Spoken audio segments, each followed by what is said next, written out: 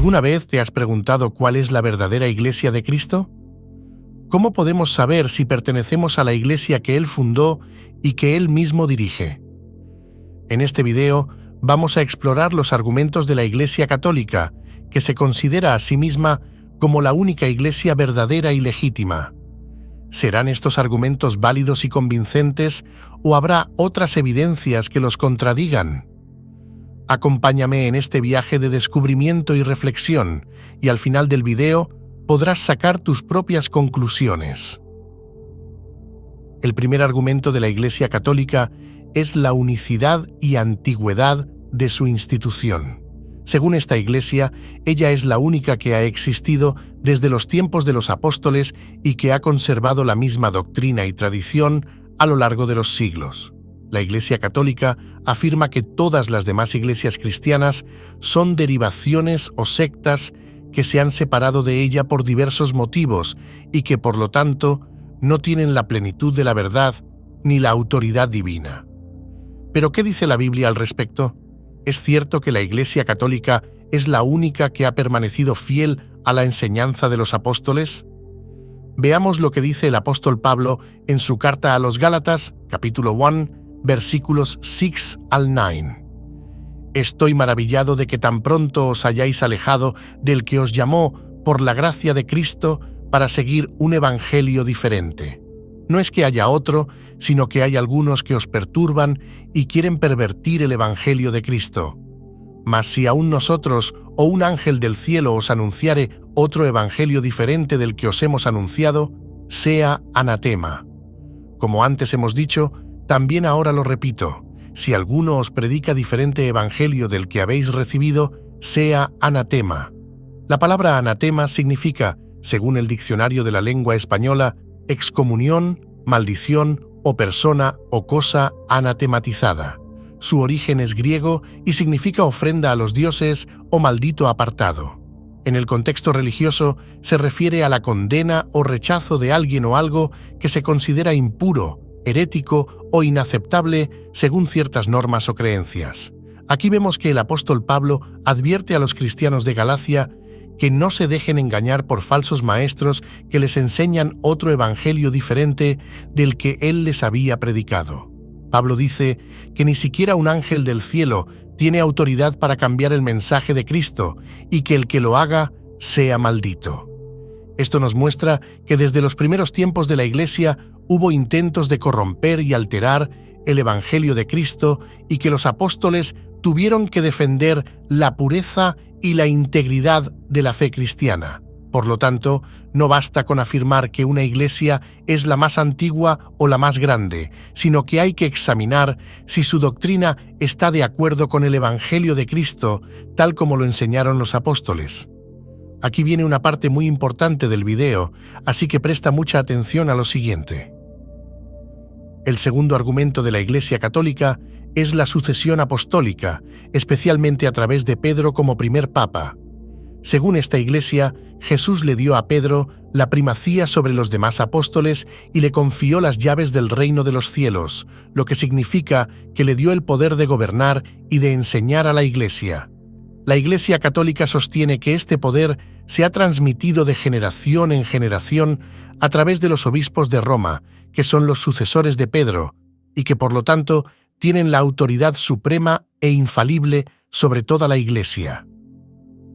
¿Pero qué dice la Biblia al respecto?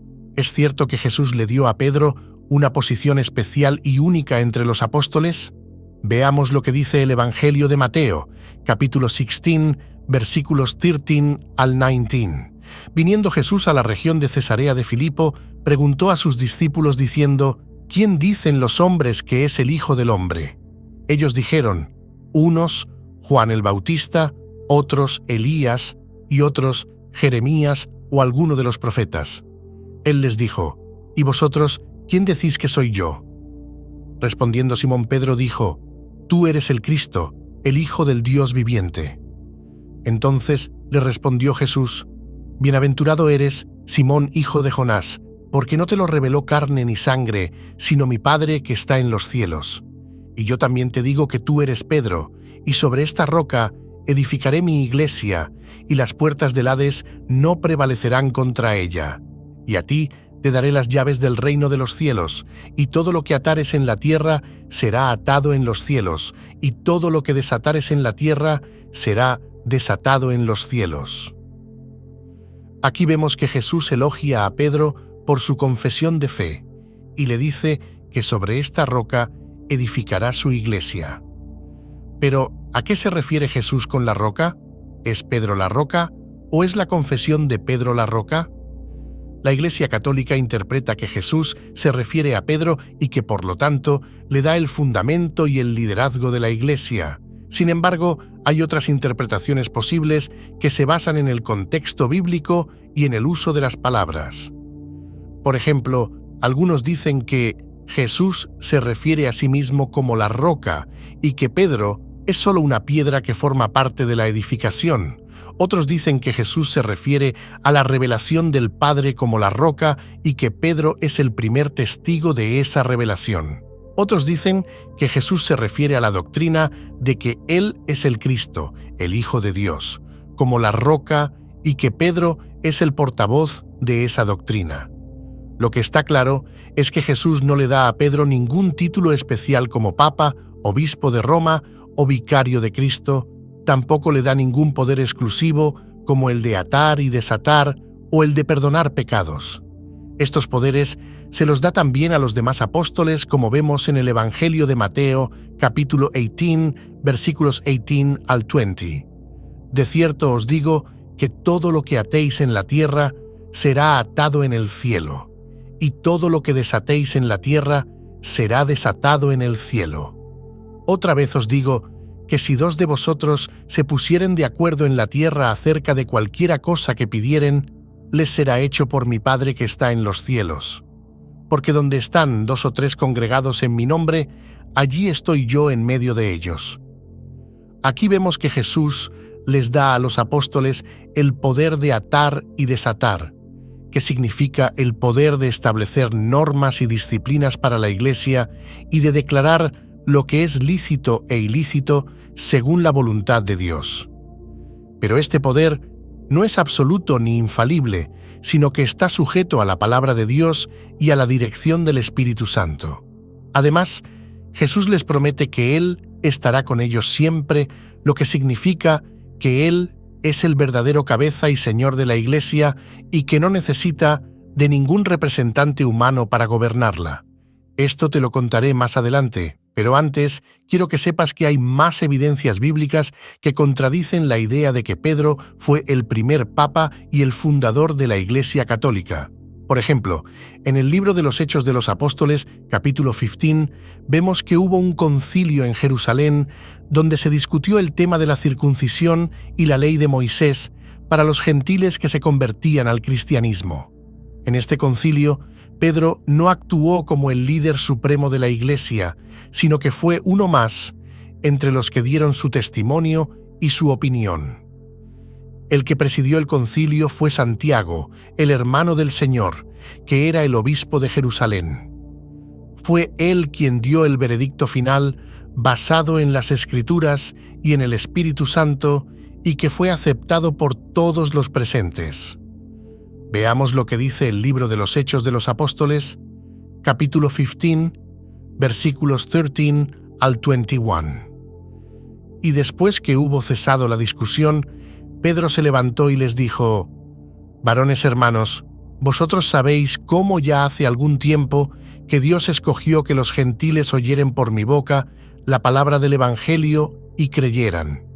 Y Dios, que conoce los corazones, les dio testimonio dándoles el Espíritu Santo lo mismo que a nosotros. Y ninguna diferencia hizo entre nosotros y ellos, purificando por la fe sus corazones.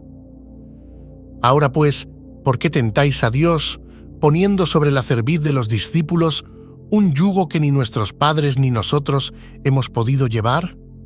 Antes creemos que por la gracia del Señor Jesús seremos salvos de igual modo que ellos».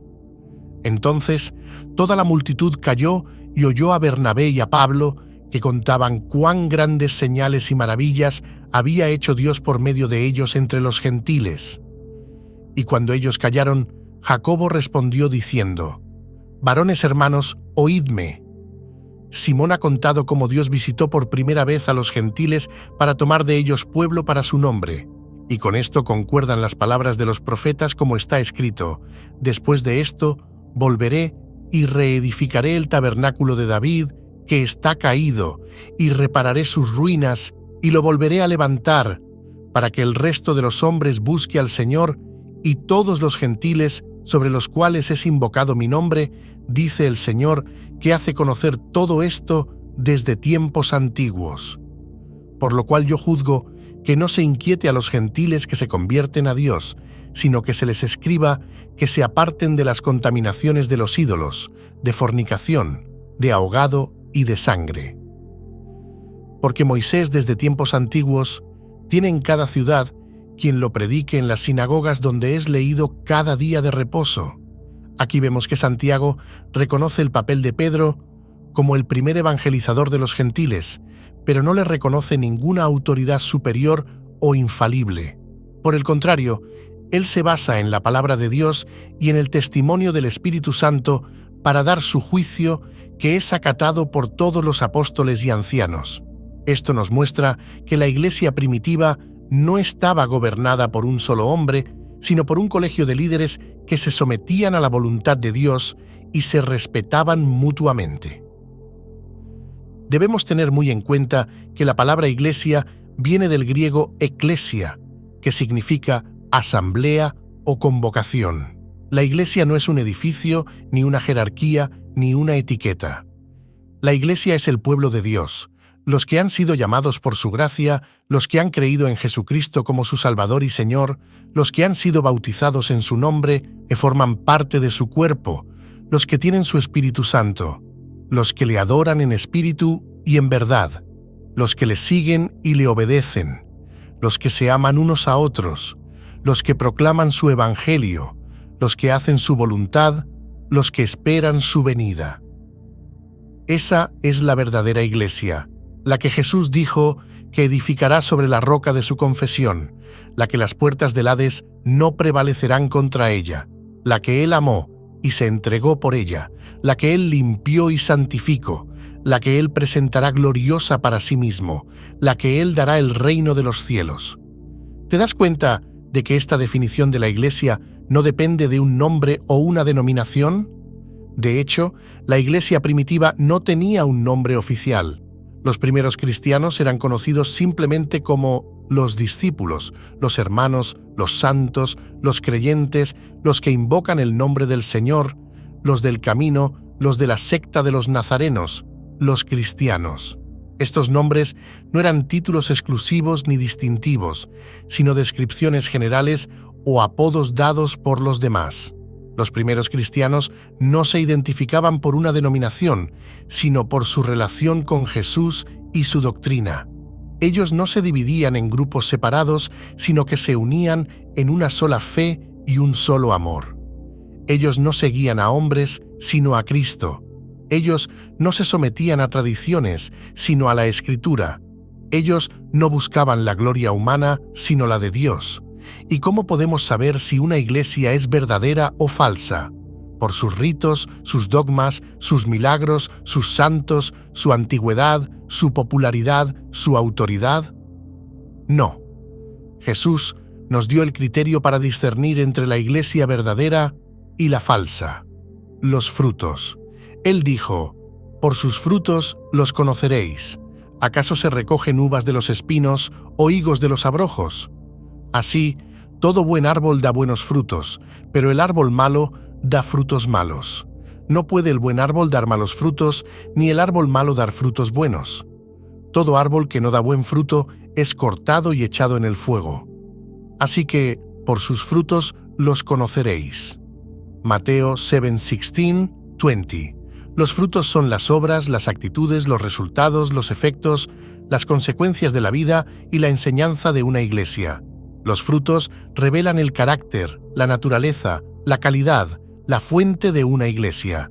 Los frutos muestran si una iglesia está guiada por el Espíritu de Dios o por el espíritu del mundo, si una iglesia está fundada en la verdad o en el error, si una iglesia está llena de amor o de odio, si una iglesia está bendecida por Dios o no.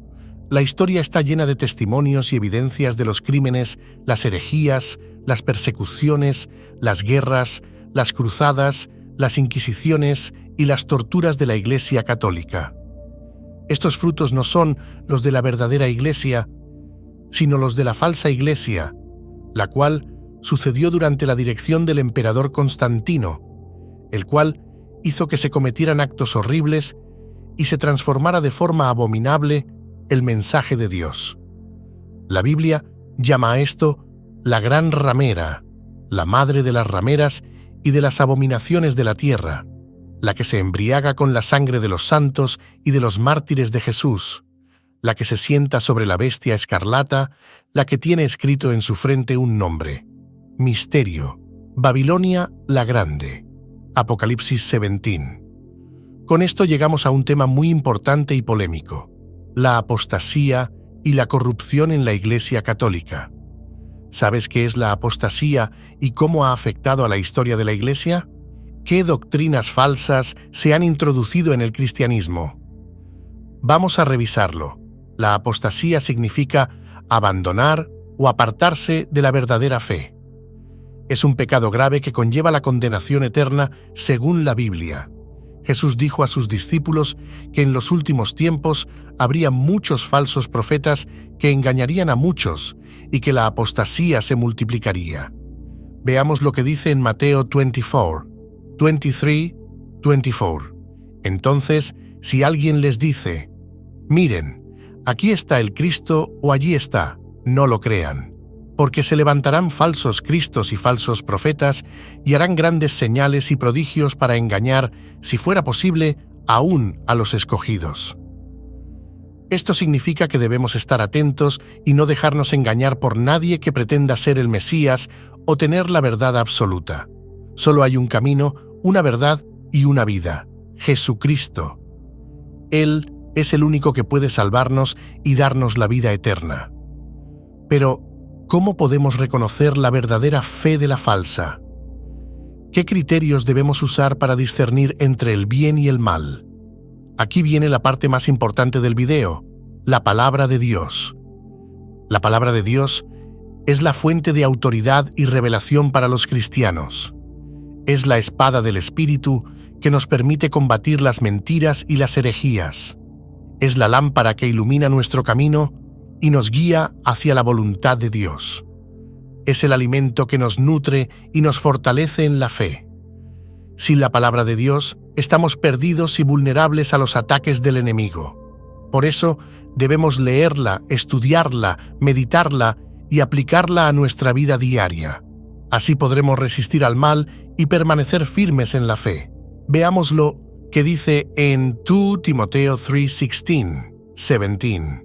Toda la Escritura es inspirada por Dios y útil para enseñar, para reprender, para corregir y para instruir en la justicia, a fin de que el siervo de Dios esté enteramente capacitado para toda buena obra. Esto significa que la Biblia es la norma por la que debemos juzgar todo lo que oímos, vemos y hacemos. Si algo no está de acuerdo con la Biblia, debemos rechazarlo y denunciarlo. No podemos aceptar ninguna tradición, costumbre, doctrina o práctica que contradiga la palabra de Dios. Eso sería caer en la apostasía y la idolatría. Cambiando de tema, me gustaría hablarte de un tema muy relevante en la actualidad: el protestantismo. ¿Sabes qué es el protestantismo y cómo surgió como una alternativa al catolicismo? ¿Qué papel tuvo Martín Lutero en este movimiento? Vamos a responder estas y otras preguntas ahora mismo.